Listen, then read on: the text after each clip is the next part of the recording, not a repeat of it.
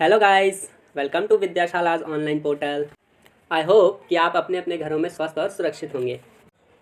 Last की 2 videos में हमने मैनेजमेंट के concepts, objectives, importance and natures के बारे में पढ़ लिया है। ठीक है, तो अगर आपने वो दोनों वीडियोस नहीं देखी है तो प्लीज़ उसे देखिए। तो चलिए आज का अपना टॉपिक शुरू करते हैं, जो कि है लेवल्स ऑफ मैनेजमेंट, मतलब प्रबंध के स्तर।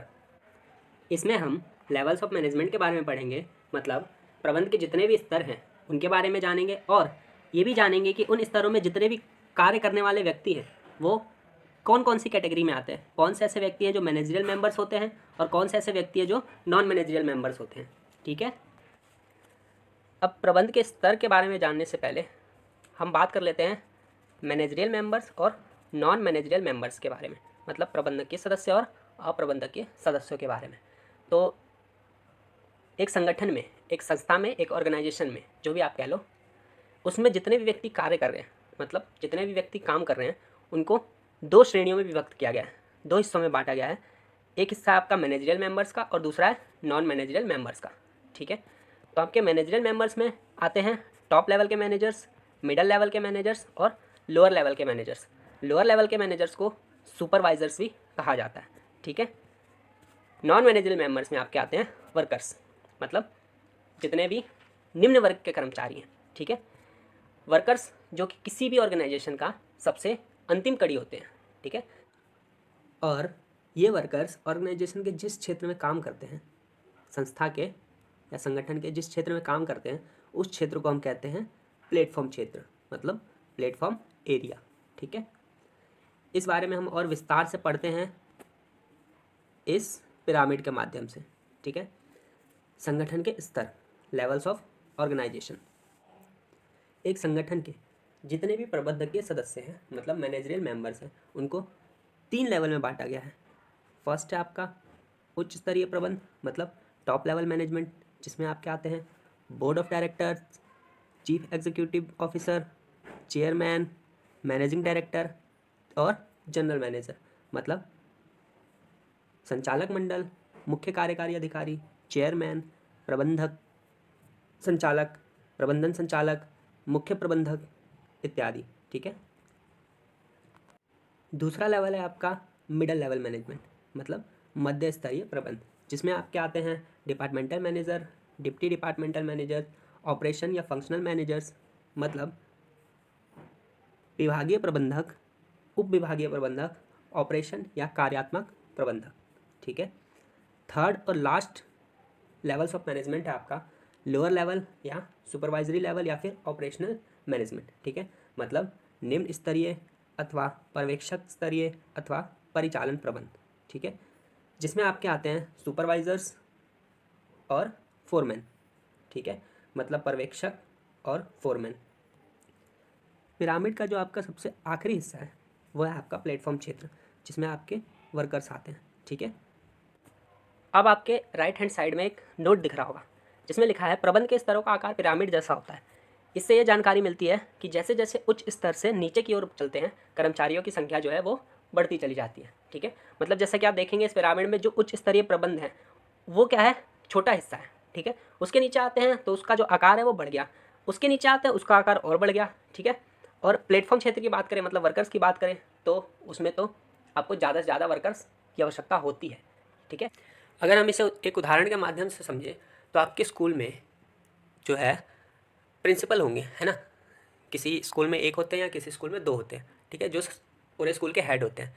ठीक है, मतलब एक प्रिंसिपल होंगे और एक वाइस प्रिंसिपल होंगे। ठीक है, उनके अधीन कुछ टीचर्स होते हैं, जो भी है 30, 40, 50 टीचर्स होंगे।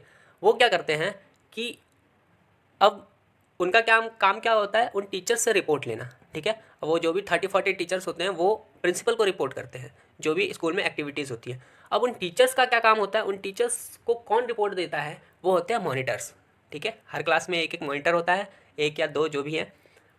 अब एक टीचर के अधीन या तो 2 क्लास होंगी या 3 क्लास होंगी, है ना। जैसे आपके मैथ के सब्जेक्ट के टीचर होंगे, साइंस के होंगे, जो भी होंगे उन वो 1 या 2 क्लास को पढ़ाते हैं। ठीक है, अब हर क्लास का एक एक मॉनिटर बना होता है, जिसका काम क्या होता है, क्लास में जो भी 40 या 50 स्टूडेंट्स हैं, मतलब 40-50 जितने भी छात्र हैं, उन सब की एक्टिविटीज़ पे, उन सब की गतिविधियों पे नज़र रखना।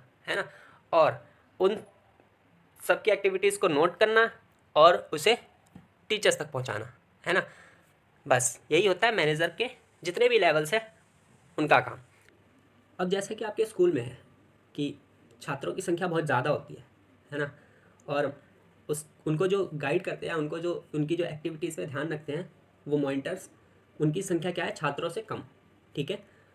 अब मॉनिटर्स जिनको रिपोर्ट करते हैं वो है टीचर्स, तो टीचर्स की संख्या जो है उनसे कम, और अब टीचर्स जिनको रिपोर्ट करते हैं वो है आपके प्रिंसिपल, जो भी आपके हेड प्रिंसिपल है और वाइस प्रिंसिपल है, 2 प्रिंसिपल हुए। तो क्या हमने क्या देखा, जैसे जैसे हम ऊपर के स्तर पे चले जो कार्यकर्ताओं की संख्या है वो कम होती गई, ठीक है। वैसे ही एक ऑर्गेनाइजेशन में होता है कि जैसे जैसे हम मैनेजमेंट के उच्च स्तर से निम्न स्तर तक आते हैं, क्या होता है, जो कर्मचारियों की संख्या है वो बढ़ती जाती है, ठीक है। सबसे पहले हम बात करते हैं टॉप लेवल मैनेजमेंट की, मतलब उच्च स्तरीय प्रबंध। उच्च स्तरीय प्रबंध में जैसा कि आपने पढ़ा कि आपके मुख्य अधिकारी होते हैं या प्रबंधन संचालक होते हैं, मुख्य प्रबंधक होते हैं, ठीक है। तो ये कोई एक अकेला व्यक्ति भी हो सकता है या फिर उनका एक व्यक्तियों का एक पूरा समूह भी हो सकता है, ठीक है। अब पढ़ते हैं इन उच्च स्तरीय प्रबंधन जो भी है या प्रबंधक, इनका काम क्या होता है किसी ऑर्गेनाइजेशन में, कार्य क्या होते हैं इनके। पहला आपका डिटरमाइनिंग ऑब्जेक्टिव, उद्देश्य निर्धारित करना। उच्च स्तरीय प्रबंधन या प्रबंधक जो होते हैं वो किसी संस्था के लिए क्या करते हैं, उद्देश्य निर्धारित करते हैं। जैसे कि इस साल हमें प्रोडक्शन कितनी करनी है या इस साल हमें कितने करोड़ की बिक्री करनी है, ठीक है, ये एक गोल सेट करते हैं। सेकंड है आपका डिटरमाइनिंग पॉलिसीज़, नीतियाँ निर्धारण करना। तो अब ऑब्जेक्टिव्स अगर निर्धारित कर लिए कि प्रोडक्शन कितनी करनी है, कितने की बिक्री करनी है, अब उस बिक्री के लिए क्या करना है, बिक्री पॉलिसी बनानी है जो कि सिर्फ और सिर्फ नगद में होनी है, ठीक है। मतलब पॉलिसी बनाई जाती है जो उच्च लेवल का मैनेजमेंट है उसके द्वारा कि जो भी हम बिक्री करेंगे इस साल वो केवल और केवल नगद बिक्री होगी, ठीक है। थर्ड है आपका डिटरमाइनिंग एक्टिविटीज़, क्रियाएं निर्धारित करना। अब उद्देश्य निर्धारित किया तो उद्देश्य की प्राप्ति के लिए हमें बहुत सारी क्रियाएं करनी होंगी, है ना, जैसे कि क्रय हो गया, विक्रय हो गया, विज्ञापन देना हो गया, उत्पाद, ये सारी चीज़ें, ठीक है। ये सारी चीज़ें करने के लिए ये क्रियाएं निर्धारित करते हैं, जो उद्देश्य प्राप्ति है उसके लिए जितनी भी क्रियाएं हैं वो टॉप लेवल मैनेजमेंट द्वारा निर्धारित की जाती है, ठीक है। फोर्थ है आपका असेंबलिंग रिसोर्सेज। अब जितनी भी क्रियाएं हैं, क्रय, विक्रय, विज्ञापन, इनके लिए क्या चाहिए आपको, संसाधन चाहिए, है ना। तो टॉप लेवल मैनेजमेंट का अगला कार्य क्या होता है, संसाधन जुटाना। मतलब जो भी उद्देश्य इन्होंने निर्धारित किए हैं, नीतियाँ निर्धारित करी है, क्रियाएं निर्धारित करी है, इनको पूरा करने के लिए, इनको संपन्न करने के लिए क्या चाहिए, संसाधन चाहिए। जैसे पूंजी हो गया, माल हो गया, मशीनरी हो गई। नेक्स्ट है आपका कंट्रोलिंग द वर्क परफॉर्मेंस, कार्य निष्पादन पर नियंत्रण। अब जितने भी जो भी गोल सेट किए हैं, नीतियाँ निर्धारित की है, कार्य निर्धारित किए हैं, उन पे टॉप लेवल मैनेजमेंट क्या करता है, निगरानी रखता है। और इनकी निगरानी का आधार क्या होता है, जो भी मध्य स्तरीय प्रबंधक हैं उनके द्वारा भेजी गई सूचनाएं, ठीक। लास्ट है आपका अप्रूविंग बजट्स, मतलब बजटों का अनुमोदन करना। अब विभिन्न प्रबंधकों द्वारा तैयार किए गए बजटों का बजटों को क्या किया जाता है, अंतिम रूप दिया जाता है, किसके द्वारा, टॉप लेवल मैनेजमेंट द्वारा, ठीक है। जो भी प्रबंधक है, मध्य स्तरीय प्रबंधक या सुपरवाइजरी लेवल जो है, वो अपने अपने स्तर पे बजट बनाते हैं, ठीक है। अब उन बजटों को पास कौन करता है या उनका विश्लेषण कौन करता है, टॉप लेवल का मैनेजमेंट करता है, ठीक है। अब है आपका मिडल लेवल मैनेजमेंट, मध्य स्तरीय प्रबंध। मध्य स्तरीय प्रबंध में आपने जैसा कि पढ़ा कि आपके डिविजनल अध्यक्ष आते हैं, विभागीय अध्यक्ष आते हैं, प्लांट सुपरिटेंडेंट आते हैं इत्यादि, ठीक है। अब इनके कार्य क्या क्या होते हैं एक ऑर्गेनाइजेशन में वो जानते हैं। सबसे पहला आपका इंटरप्रेटिंग पॉलिसीज़, नीतियों की व्याख्या करना। नीतियाँ तो टॉप लेवल मैनेजमेंट ने बना ली, है ना, अब उनको ऑर्गेनाइजेशन में इंट्रोड्यूस करना है। वो काम किसका होता है, मिडिल लेवल मैनेजमेंट का। मतलब जैसे कि सेल्समैन को बिक्री नीति बताना कि हमारे टॉप लेवल मैनेजमेंट द्वारा ये नीति बनाई गई है कि आपको केवल और केवल किस पे, नगद पे ही बेचना है माल को, ठीक है, किसी भी कीमत पे उधार में बिक्री नहीं होनी है। नेक्स्ट है आपका प्रिपेयरिंग ऑर्गेनाइजेशनल सेटअप, संगठनात्मक ढांचा तैयार करना, ठीक है। मतलब मध्य स्तर के जितने भी प्रबंधक हैं वो क्या करते हैं, कंपनी के उद्देश्य के लिए अपने अपने विभाग का मतलब उनका जो भी जोन है ऑर्गेनाइजेशन में उसका एक ढांचा तैयार करते हैं। जैसे उदाहरण के लिए बोले तो जो मार्केटिंग प्रबंधक है मतलब मार्केटिंग मैनेजर जो है वो ये निर्धारित करता है कि बिक्री जो है सिर्फ और सिर्फ दिल्ली में की जाएगी या पुणे में की जाएगी या और जगह की जाएगी। ठीक है, केवल अपना एक जोन निर्धारित करते हैं। मतलब जो भी जोन निर्धारित करेंगे उसके बाहर वो बिक्री या उसके उनके जो सेल्समैन है वो उसके बाहर बिक्री नहीं करेंगे। ठीक है, मतलब वो कस्टमर को ध्यान में रख के करते हैं कि इस जगह हमारे ज़्यादा कस्टमर है तो यहाँ बिक्री ज़्यादा होगी, तो वो केवल और केवल उसी क्षेत्र में बिक्री का आदेश देते हैं अपने सेल्समैन्स को। ठीक है, नेक्स्ट है आपका प्रिपेयरिंग ऑर्गेनाइजेशनल सेटअप, संगठनात्मक ढांचा तैयार करना। ठीक है, मतलब मध्य स्तर के जितने भी प्रबंधक हैं वो क्या करते हैं, कंपनी के उद्देश्य के लिए अपने अपने विभाग का मतलब उनका जो भी जोन है ऑर्गेनाइजेशन में उसका एक ढांचा तैयार करते हैं। जैसे उदाहरण के लिए बोले तो जो मार्केटिंग प्रबंधक है मतलब मार्केटिंग मैनेजर जो है वो ये निर्धारित करता है कि बिक्री जो है सिर्फ और सिर्फ दिल्ली में की जाएगी या पुणे में की जाएगी या और जगह की जाएगी। ठीक है, केवल अपना एक जोन निर्धारित करते हैं। मतलब जो भी जोन निर्धारित करेंगे उसके बाहर वो बिक्री या उसके उनके जो सेल्समैन है वो उसके बाहर बिक्री नहीं करेंगे। ठीक है, मतलब वो कस्टमर को ध्यान में रख के करते हैं कि इस जगह हमारे ज़्यादा कस्टमर है तो यहाँ बिक्री ज़्यादा होगी, तो वो केवल और केवल उसी क्षेत्र में बिक्री का आदेश देते हैं अपने सेल्समैन्स को। ठीक है, अगला है आपका अपॉइंटिंग एम्प्लॉयज़, कर्मचारियों की नियुक्ति करना।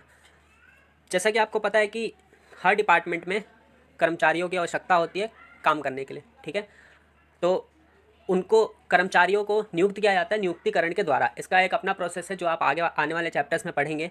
तो हर विभाग में नियुक्तिकरण जो होती है उसका कार्य, उस काम की जिम्मेदारी जो है वो मध्य स्तरीय प्रबंधन को दिया जाता है या मिडल लेवल मैनेजमेंट जो है वो नियुक्तिकरण के प्रोसेस को पूरा करता है।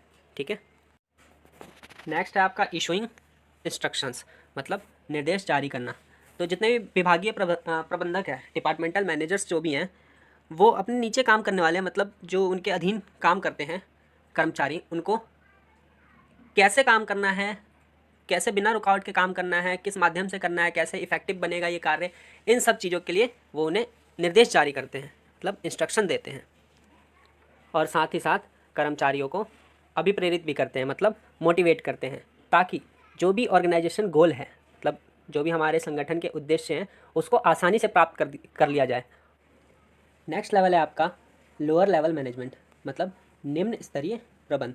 ठीक है, इसमें जैसा कि आपने पढ़ा कि सुपरवाइजर्स आते हैं, फोरमैन्स आते हैं, तो इनका मुख्य कार्य क्या होता है?